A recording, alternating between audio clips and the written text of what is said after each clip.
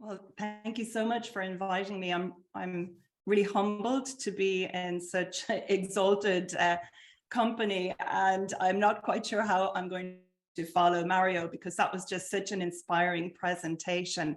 Really beautiful to see the equipment and hear the story. And something I didn't know myself when I became involved in textiles is actually that my great grandfather was a linen merchant in Edinburgh, which is interesting, but unfortunately my father is dead now and I don't really know anything about that backstory. And my mother has always been really good at gardening. My grandmother had actually market gardens in Dublin, and it's just wonderful for me to be able to grow the vegetation that I use to color my textiles. And I've put together a little video as the presentation because it can be difficult for people sometimes. I feel what I do is simple, it's very natural, but even when I explain to people, they think that maybe I'm painting a natural dye on the leaf and then I'm pressing that onto the fabric. So I'm not. What I'm actually doing is using leaves, onion skins, and bark, all local to me, to create a direct contact print on the fabric. And I'm trying to do that in as environmentally mindful and health conscious a way possible. So the video just shares a tiny clip of me in the garden, an explanation about eco-printing, and then a little walk around the trees. So I'm going to screen share and hopefully this will work. Please shout in the comments if it doesn't, and I hope you enjoy the presentation. Hi, my name is Nicola Brown and I'm a textile artist developing a sustainable practice based in rural southeast Ireland. You may be wondering why I'm standing in the rain, but living in this climate and growing zone, rain is my friend here in the garden and for all the trees that I grow to colour my textiles. My main process that I use within the studio and that I share with my online students and followers is eco-printing. And eco-printing is where you use leaves, onion skins and bark to create prints on your fabric, such as the top I'm wearing here now. And I do this in an environmentally mindful and health conscious way without using traditional powdered mordants. Those are the metal salts or chemicals that are used with traditional natural dyeing to fix colour on fabric. And what this actually means is that I can only use limited vegetation if I want to achieve prints such as these that are fully washable in my washing machine. They hold their colour and they stand the test of time. So I'm going to give you a little glimpse into the eco-printing world and my endeavour to become more sustainable in my own textile practice. So I hope you enjoy this short presentation. So the eco-printing process that I practice myself and that I share online through free videos, social media, and my membership club, it's known as working in the dirty pot. And you may be asking yourself, what exactly is that? Well, what it means is being as environmentally mindful as possible, health conscious, working in a reactive pot rather than a stainless steel pot. Traditionally, with natural dyeing, you would be working with a non-reactive pot because you want to achieve the same outcomes time after time, and you would dye your fabric with a known quantity of natural dye powder for the weight of your fabric. But when you're working in the dirty pot, you're using a technique called pot as mordant. And what that means really is that I harness the power inherent in the pot material, whether it's aluminium, cast iron, maybe a copper pot, or maybe I choose to work in a stainless steel pot. I harness the composition of the pot to actually influence the colors of the pieces that I am printing. I work with natural fabric and I use a lot of rusty metal in my work. For example, this scarf that I'm wearing right now, this scarf has been wrapped up on rusty metal, and that makes the prints both darker and more color fast. So I'm harnessing the quality of the metal that I'm using, whether it's in contact with the fabric or whether it's the pot itself, not only to influence the colors that I achieve in the prints, but also to help make the pieces more washable and color fast. And that's something that's really important to me. I do see a lot of people online who are making prints and color on fabric, maybe smashing leaves onto fabric, etc., etc. And those prints in general will not stand the test of time. They'll discolor very quickly and they will wash out. So it's really important to me that what I'm sharing and what I'm doing myself means that if somebody creates their textiles, in the future they can wash them without any problem. They can wear them, such as this scarf that I'm wearing, against a cream wool top, and not be afraid that the color is going to rub off on the cream, for example, top. Or if you're sitting on a white couch, you certainly don't want to eco-print trousers and discover that if you sit on a couch, you're going to discolor the couch fabric. So to me, it's really important to understand that at the beginning. I love to use handmade fabric, which would be my own felt. I started as a felt maker and I came to eco-printing from the felting perspective. I love to commission fabric and have it woven locally for me at Cushendale Woolen Mill in County Kilkenny. But I also buy beautiful fabric from Emblem Weavers in Wexford town. And Stephen in Emblem Weavers, it would be the last remaining linen mill in Southern Ireland, but he also does the most amazing fine wool and silk fabrics, all sorts of different fabric, and I love buying that locally. Upcycling. I upcycle fabric and equipment. I'm constantly on the lookout for garments that I can eco-print, old woolen blankets. I love the fact that the pots that I use, some are old family pots. They could be jam pots, they could be ham pots.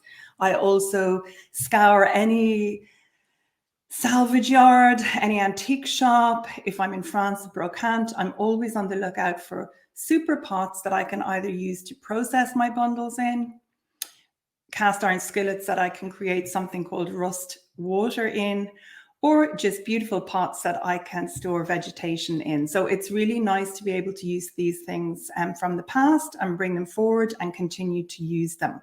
I also eco-print quite a bit of vintage Irish linen and also vintage French linen.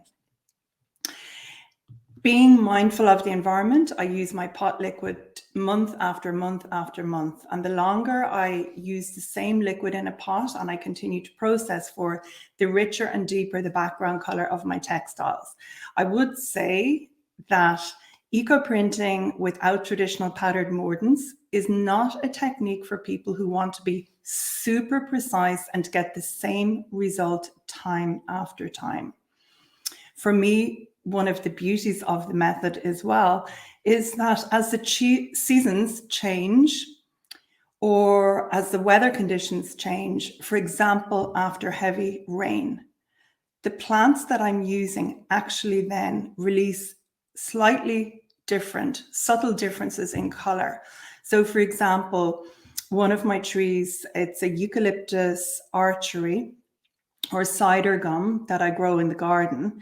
That tree, after heavy rain, shifts the colors of the prints to a plummy purple and gold, whereas at other times of the year, it just gives a brown print. So knowing your local vegetation, foraging in your own hedgerow, getting used to the vegetation where you live is really an important part of the whole eco-printing process for me.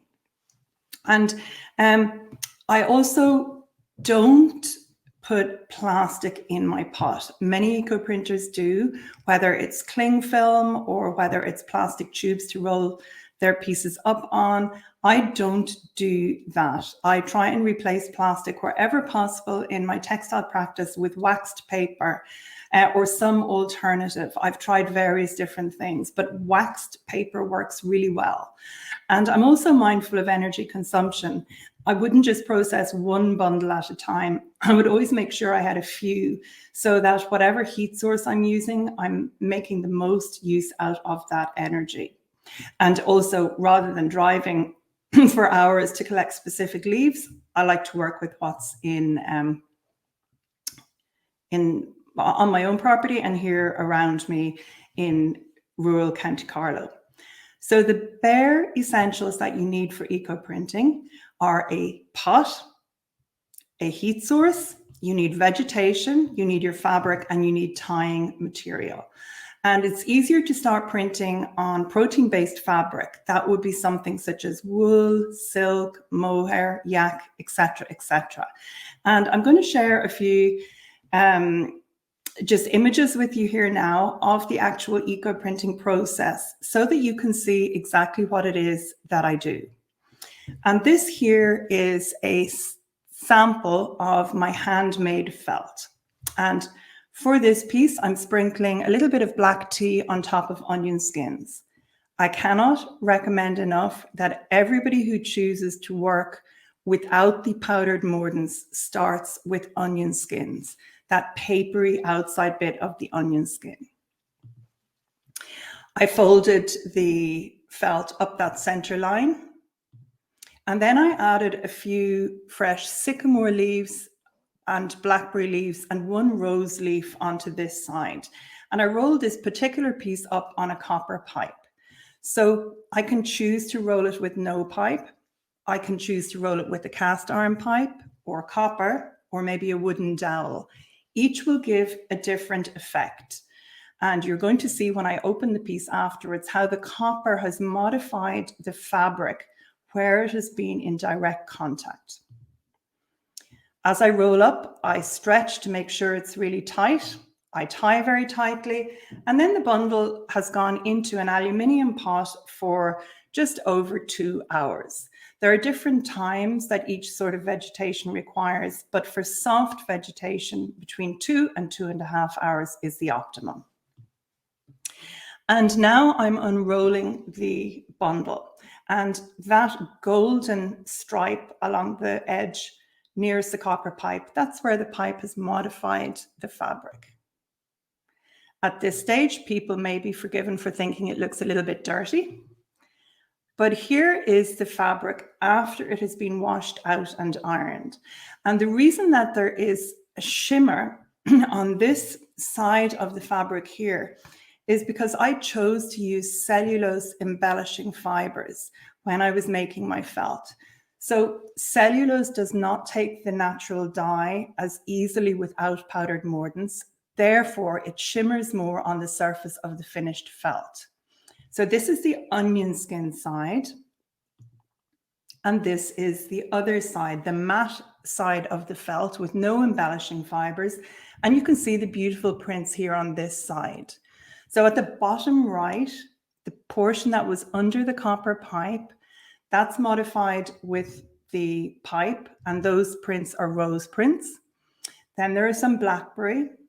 There's a lovely sycamore leaf, and the red leaf under where the string mark was, that is a eucalyptus cordata that I just put in under the string for fun.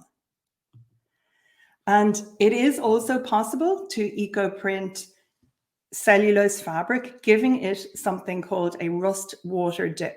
So here you can just see blackberry leaves on an upcycled linen shirt. This is smoke bush, Cotinus cogeria. I'm not 100% sure that I'm pronouncing that correctly. And this is organic HEMP fabric. I'm not mentioning the name because it usually gets flagged online as an inappropriate word, but I'm guessing you can understand what I mean. And I then use that specific fabric to make myself a top. So the beauty of eco-printing for me is the fact that I can live with the seasons. I get up in the morning, I'm excited about what I do every day. I grow my own vegetation. I either make my own fabric, I upcycle fabric, or I use locally woven fabric. I work with equipment that has been used in some cases for centuries. I have some of my great-grandmother or my grandmother's pots, and I use them. And I just love that sense of continuity. I'm standing now in front of my larger plot of eucalyptus trees. This is at the bottom of the front field at Clasheen, and I have approximately 900 here behind me. They are primarily 4 different varieties: Eucalyptus nitens, Eucalyptus subcrenulata, Gunnii, and Glaucescens. And it's really difficult to believe that when these went in, these trees were only about 12 inches tall.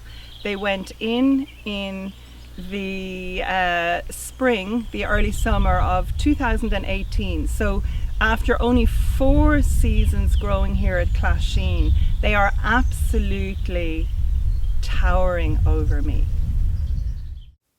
Eucalyptus trees are every eco-printer and natural dyer's friend. They give marvellous colour without the need for any powdered mordants. And this particular Nuno felt coat that I made recently during a challenge I set my membership club members or participants, it's eco-printed, and also the orange colour is coming from the natural dye. But it's not just eucalyptus trees that I've planted at Clasheen. I've actually planted over 12,500 deciduous trees, and leaves from them, such as the sycamore on this waistcoat, also provide marvellous vegetation. If you'd like to connect and stay in touch, I post regular tips and tutorials to my YouTube channel. I update several times a day to Instagram, and I have a public Facebook group which you are welcome to join. That I'm not sure if you can see me again, but I see that Dorothy, my friend Dorothy in California, has joined in, and she's saying Nicola's workshops are wonderful. Dorothy is the most exceptionally talented and generous artist, not just textiles, but also with paper. She's an amazing lady, and she actually came to one of my hands-on workshops in France. So Dorothy, thanks so much for joining in. So thank you very much, everybody. I'm happy to answer questions with the panelists later after all the other presentations. And I'm really looking forward to seeing everybody else's presentation. And thank you again for inviting me. Over and out.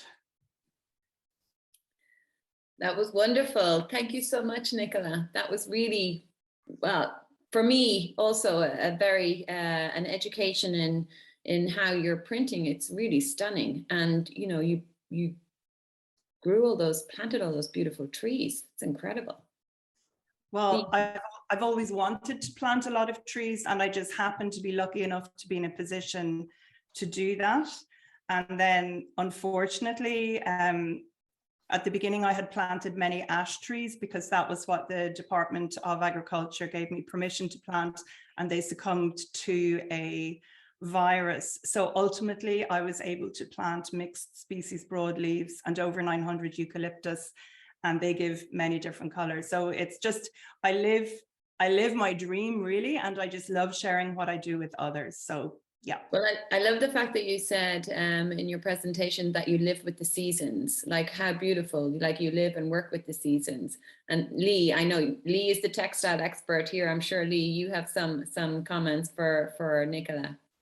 I'm so happy that some more people now are really working from soil to product, you know, that it's really starting from the earth.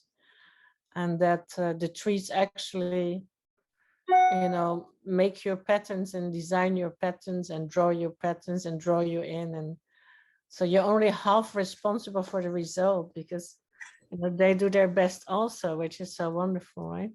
It's very beautiful. Thank you. Thank you very much. And thank you for allowing me to share and be part of this wonderful occasion. Thank you.